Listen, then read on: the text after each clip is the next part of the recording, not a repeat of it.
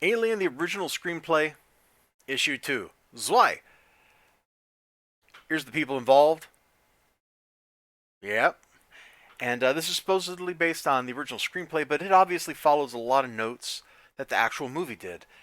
This issue is kind of the part where,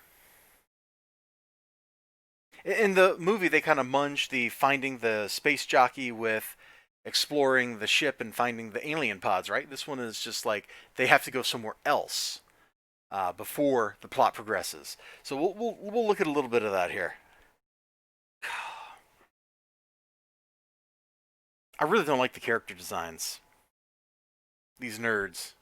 Look at them. Nerds.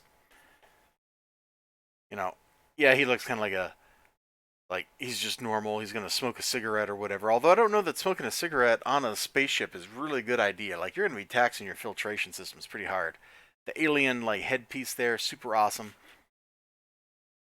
So they've got two concerns. One, repairing the ship because the ship is damaged. Two, what was that weird symbol that the alien built or drew? You got a line, a tick mark, and a line. So that's the two things that are driving them here in this issue. The outside stuff, a lot of the scenery looks really cool. Like this is just a really cool looking panel here. One thing that makes the Alien series, also Star Wars, markedly different from a lot of other science fiction of its time, which was the late 70s, is the future looks lived in. If you go watch other science fiction that's contemporary or comes out a little bit before this, the future doesn't look lived in. You have like gleaming, clean white hallways, things like that. The future looks sparkling and bright. It's all flash. Here, the future looks like, yeah, they're flying an oil derrick. You know what I mean? Like it's dirty, it's grimy. The art in here really, really carries that feeling, that tone across. That much of the art is like a masterpiece. It gets the mood right. I mean, look at this right here. The ship out, like the exterior shot of the ship. You got dust. You got all kinds of stuff. The ship's got the greebling all over it.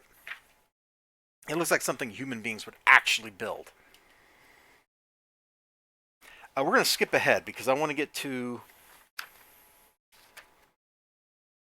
the part where, yeah, where they find it.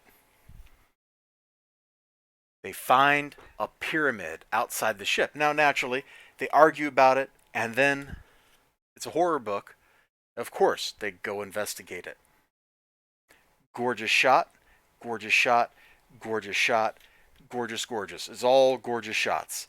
The interior of the ship looks great. Her facial expression is great. The look he has given her is great. Like, look at this. Look at this uncertainty, this doubt. He's given her like the dirty look. Like, do you really know what you're doing? Do you really know? This is also the point of the book where they discover that the alien message that they intercepted is a warning. Now, of course, naturally, they go inside the pyramid and stuff, crazy stuff happens. I'm not going to show you any more of the book or really talk about it, but there was one thing I did want to just get to, and that is this is maybe the worst looking running pose I've ever seen. Right there. That's like the only thing I'm going to criticize this book about, except for some of the character designs, which I've already done for issue 1. But that running pose, look, I I don't know how you run and throw your arm. Like there's a twist to it or something. You see that? Like the hand is like, where's the thumb? Like there's something here that mechanically doesn't make sense, but I think it's just because it's drawn from a slightly wrong perspective compared to the rest of the body. I think that's all it is. Like, because if you're going to run, your hand is going to go backwards like that. But this looks like it's jutting out a little bit to the side. There's not a very strong foreshortening on it. I think that's kind of what is getting me. Either that or he's like somehow planting his hand on the table with a tripod, like to do a turn.